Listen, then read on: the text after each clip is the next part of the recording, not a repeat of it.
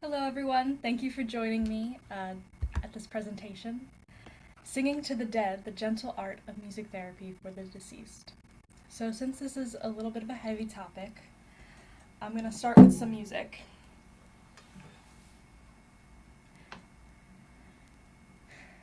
I'm going to start with some relaxation chords.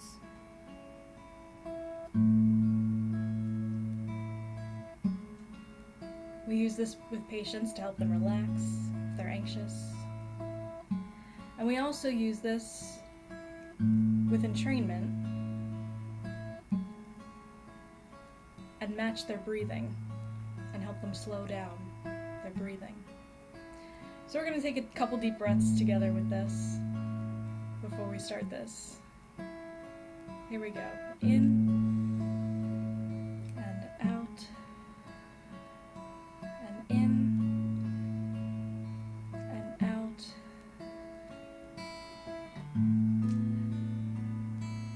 Like I said, this is a bit of a heavy topic. We're going to be talking about music therapy at the time of death. What happens when you're with a patient and the patient passes during the session? Or, in my case, if you show up to a session and the patient had passed a few hours before, what do you do in that situation? And especially as an intern, there's no kind of guideline for this. So I decided to look into it more. And there is absolutely no music therapy literature on this. So what I decided to do was to do my own little inquiry and interview some music therapists in the area and some of our team to kind of create some kind of guideline of what to do if this happens. So let's take a few more deep breaths in and out and in and out.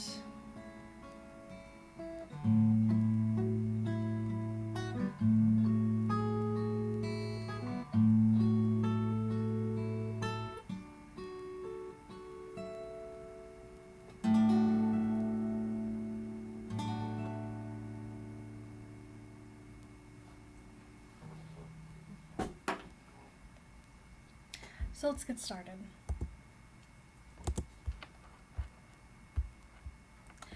So we're going to start with talking about death and postmortem care, and then we're going to go into talking about different rituals at the time of death and after death, and then we're going to talk about the music therapy part of this. Death is a rite of passage for every living being. We're all going to go through this. Our physical bodies will cease to work, and our spirit, our soul, will go someplace else. We'll leave our body. So what happens at the time of death? Some signs are there's no pulse, no breath, your pupils don't shrink in response to light, and there's no response to reflex testing. And after death, your muscles begin to relax, your skin will sag, you release your bowels and bladder. Your temperature drops about 1.5 degrees Fahrenheit per hour, and it will eventually match your surroundings. Your blood gets pulled downward. Your skin appears pale and red and purple in the places that the blood pools. And your body stiffens and loosens. Rigor mortis sets in about 2 hours after death. And your face and your neck stiffen first, then your trunk, and then out to your arms and your legs. And a few days after death, your body begins to loosen again. So at the time of death, nurse comes in and pronounces, and then they provide post-mortem care. Post-mortem care on average takes about 20 to 50 minutes, but the deceased are typically stay at their facility or their home, wherever they're at, for about 3 to 4 hours after death until the funeral home picks them up. So post-mortem care includes washing the body, removing any personal identifiers, any jewelry, any name tags, performing last offices, removing IVs, drains, catheters, any medical items. Your eyes and your jaw tend to stay open, so they prop them closed, prop the jaw closed, close your eyes. They may need to pack some orifices if needed. Then they make sure the body is laying flat, and they dress the body again.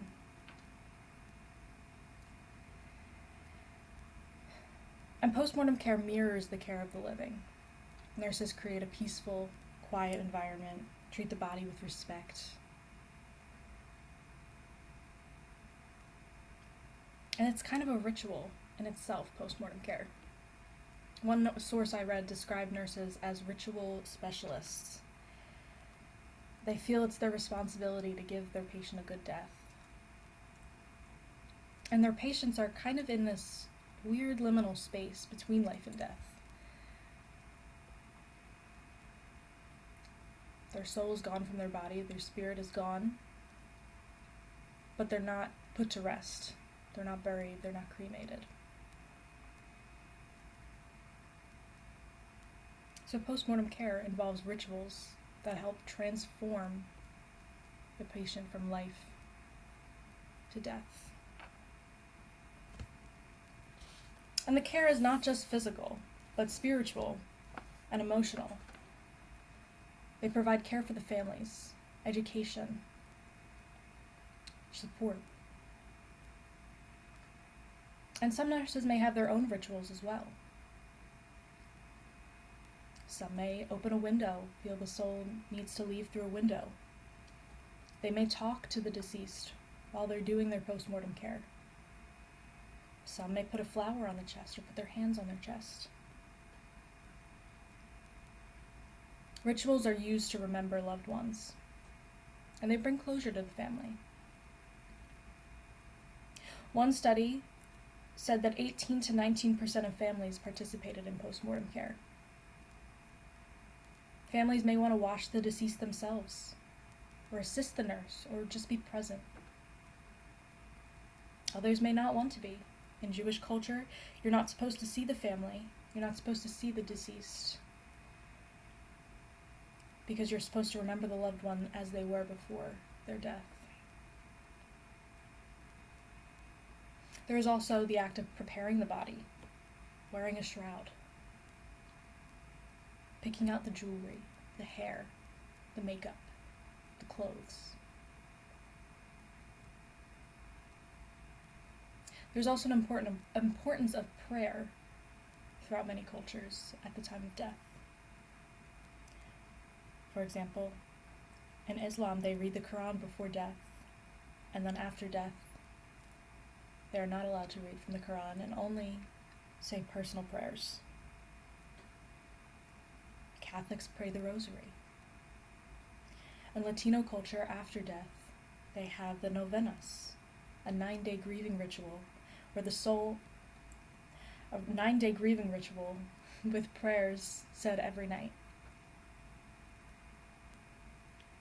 In Hindu culture, they have 10 days of rituals after death where the soul watches over the body, and on the 11th day the soul is released.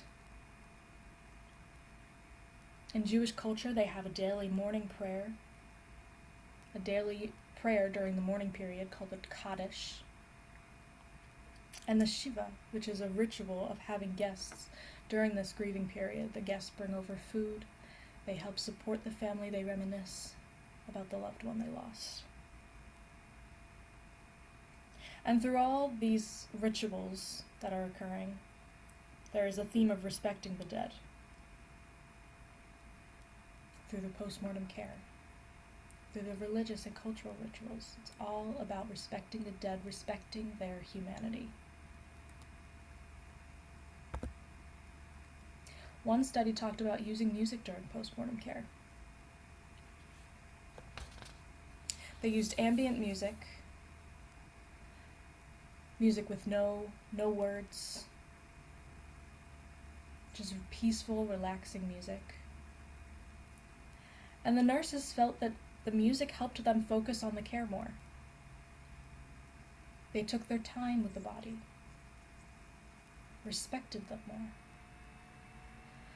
They had less small talk with other nurses while preparing the body. Also gave them a sense of peace and dignity. Made the situation feel worthier. And it helped them focus on the family more. The family felt better knowing that they were playing music during that time. And the nurses felt this sense of peace that they then brought out to the family when talking to them, when educating them, when supporting them. They also used this kind of music with the family during the viewing at the hospital. And the family responses said that the situation felt more meaningful. It signaled that they had more time with the deceased, and in turn they spent more time with the deceased. The music created a peaceful environment for them, honored the patient's dignity and humanity. And music has been used after postmortem care and other rituals such as funerals and memorials. Funerals are an important part of the grieving process. They show respect for the dead, celebrate their life, honor the patient. Funerals affirm the death for the loved ones, which in turn can help with the grieving process. Once they accept the death, it helps them grieve better. And funerals and memorials continue bonds with loved ones, and as does music. There's this old relationship that's left behind with the deceased, and a new one has formed.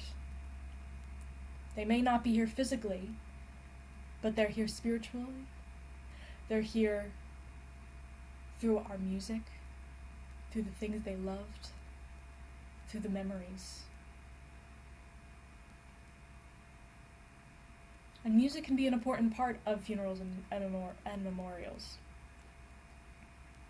In a study of post-funeral remembrance activities, many participants felt that music was important for recalling memories, reminiscing, emotional expression.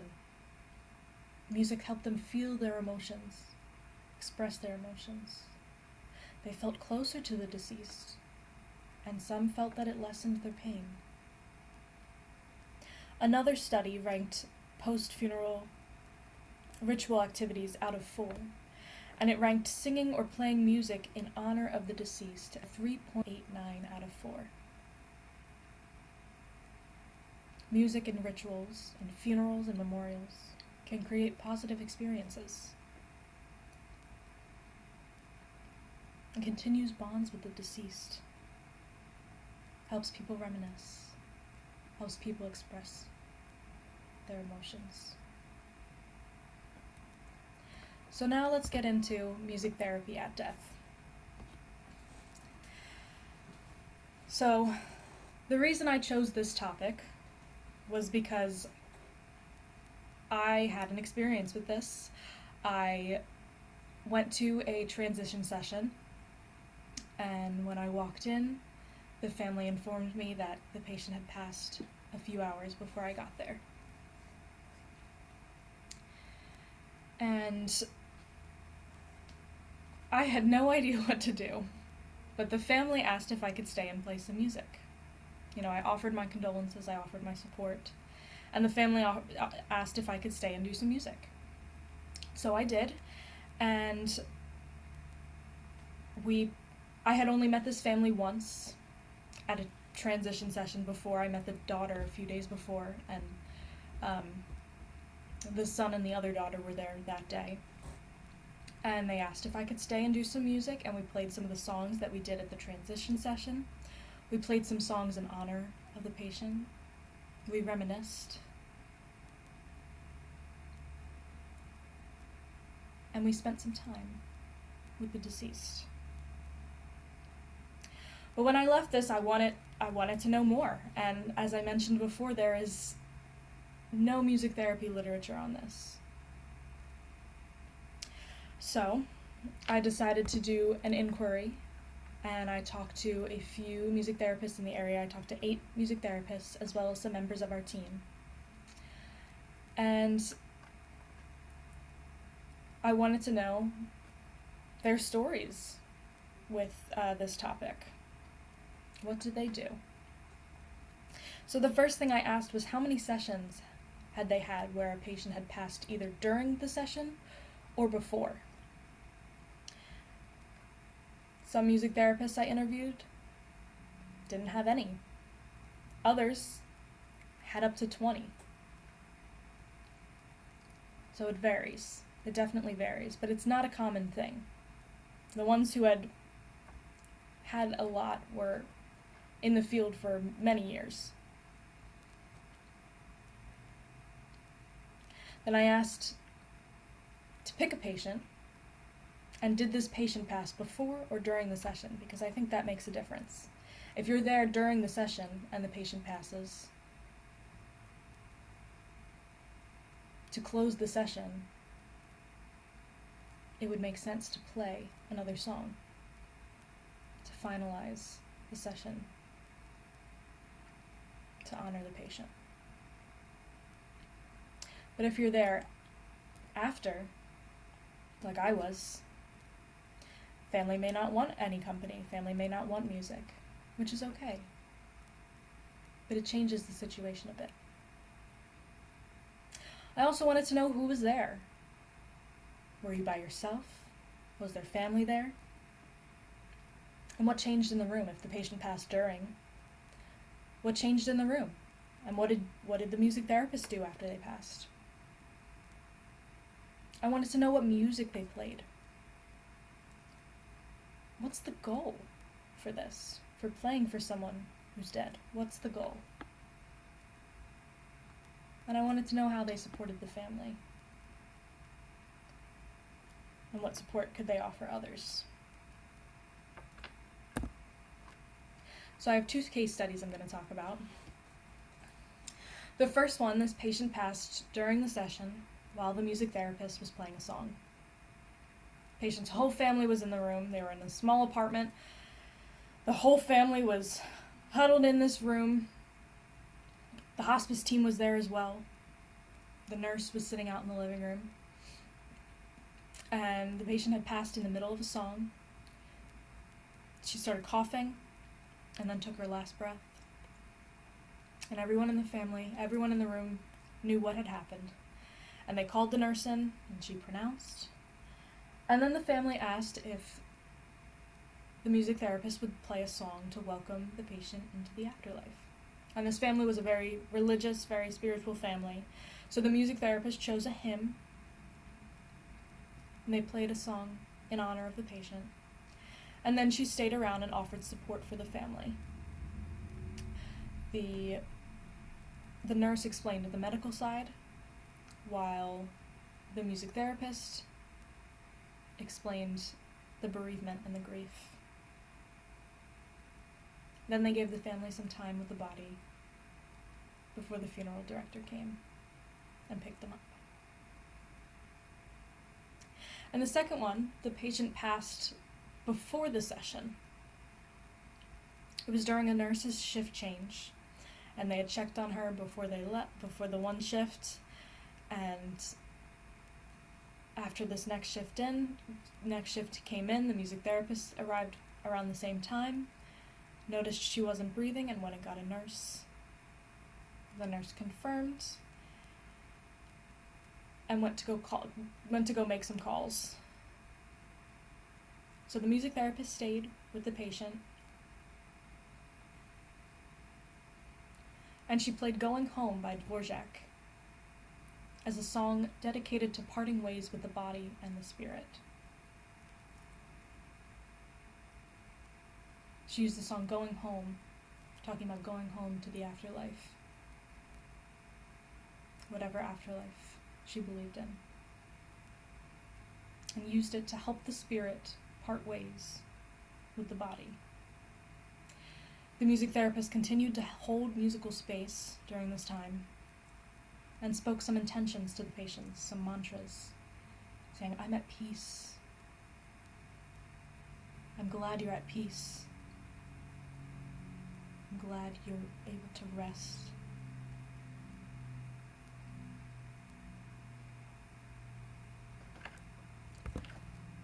So what kind of music do you play during this time?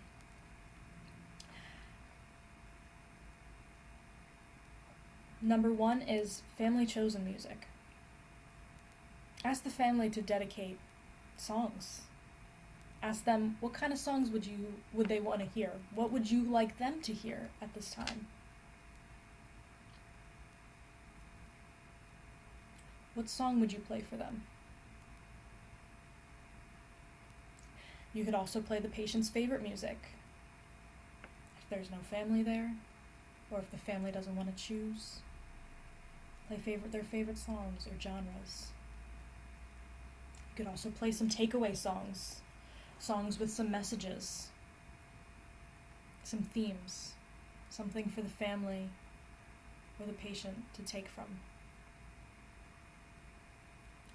You could also do some spiritual songs, hymns, and any kind of spiritual music depending on the patient's religion, spirituality. You can also use improvisation. Improvise chords on the guitar. Sing mantras over it. Or change lyrics in the songs.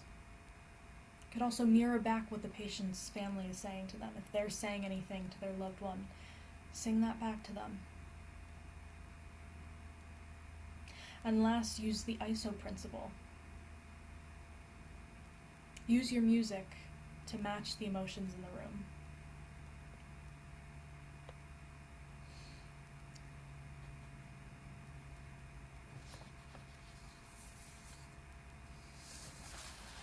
We want to create peaceful and relaxing environments at this time. Most of the music therapists I talked to talked about using fingerpicking, slow, soft music, creating a peaceful environment. So some examples of songs. We're going to take the song "I'll Fly Away." It is a Christian hymn.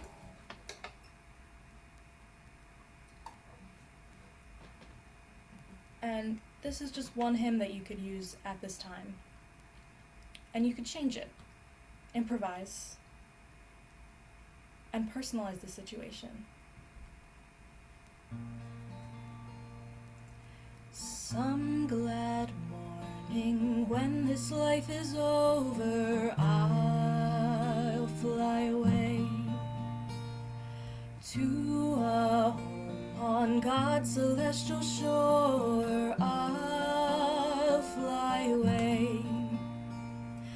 I'll fly away, oh glory, I'll fly away. When I die, hallelujah, by and by, I'll fly away. And you can change it to something like, on this morning, now when life is over, she'll fly away to her home on God's celestial shore. She'll fly away. She'll fly away, oh glory, she'll fly away. Betty's now in heaven, hallelujah, she'll fly away. Another example of music is using those relaxation chords I used at the beginning and putting some mantras on top of it. You could mirror back what the patient's family is saying, whatever they're saying to the patient. And you could either speak it or you could sing it.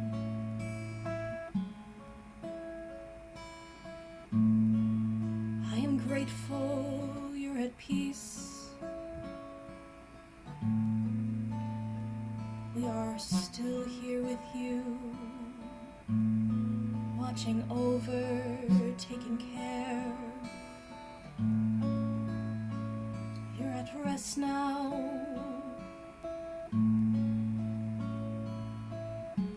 There's no more pain.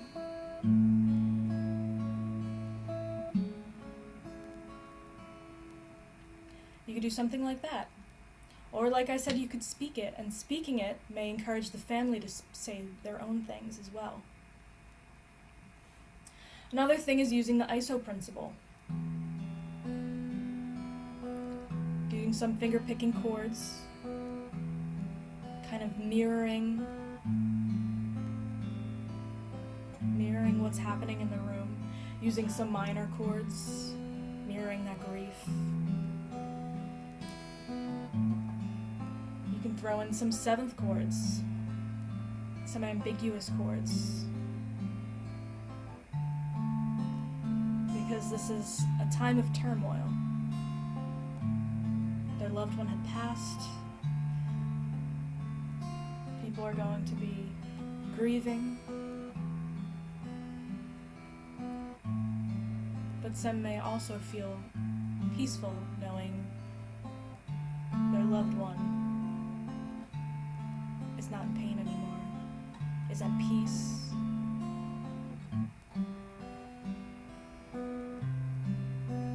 You can add in some major chords, some major seventh chords.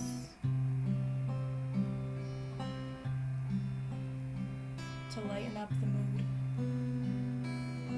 and go back and forth to mirror the environment.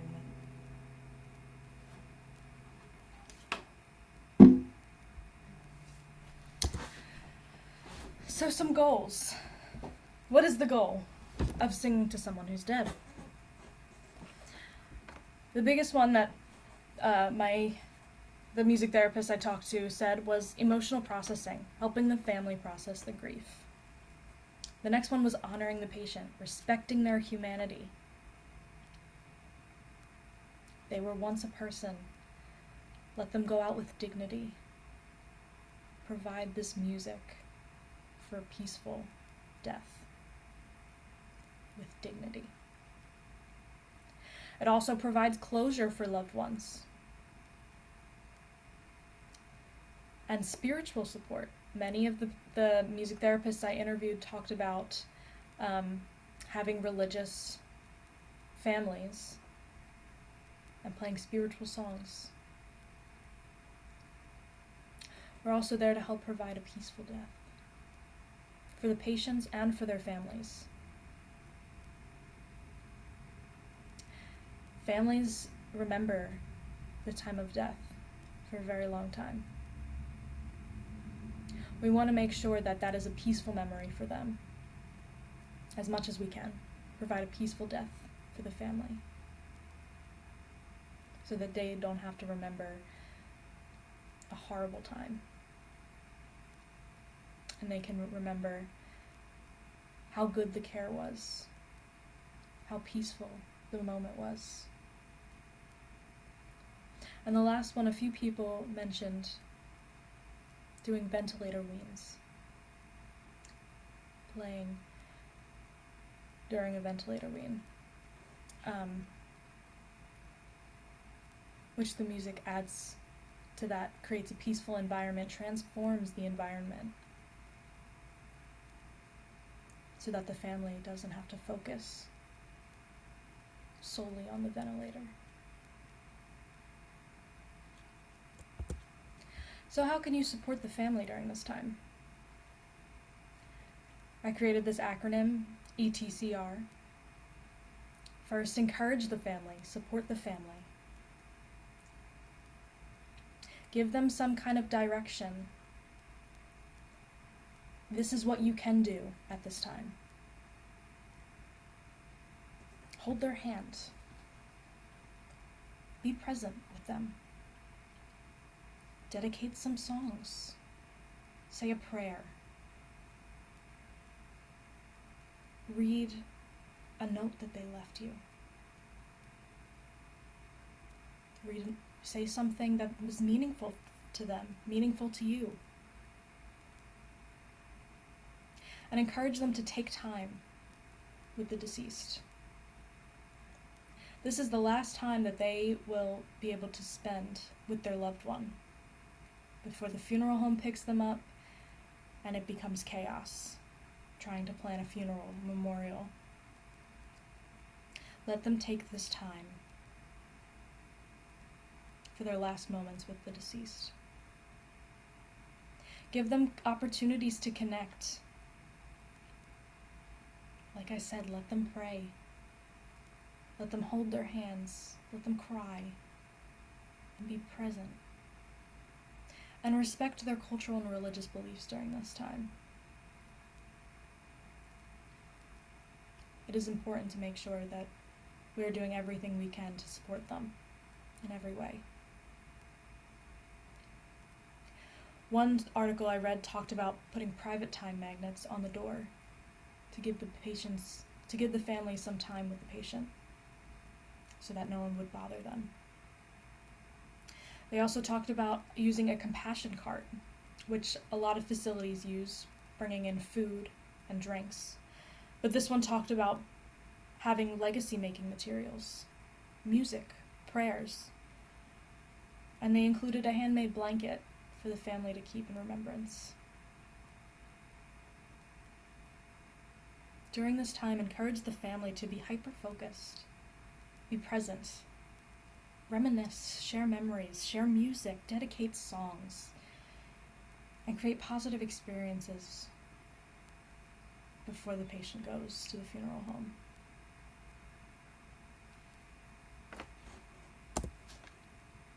Every death is going to be different.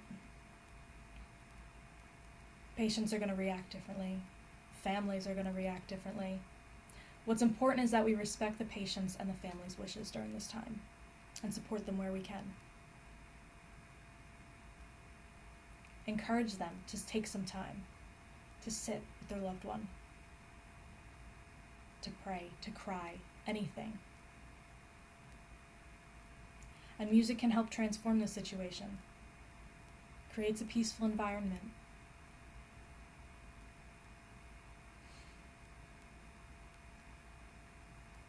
It helps the patients, it honors the patients, helps them move on, helps the families grieve, release their emotions.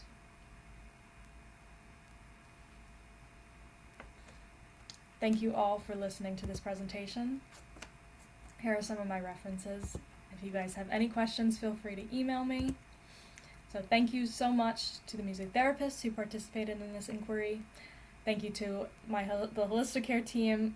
I have loved working with all of you. Thank you to the patients I worked with, and especially to Pauline. Thank you very much, everyone.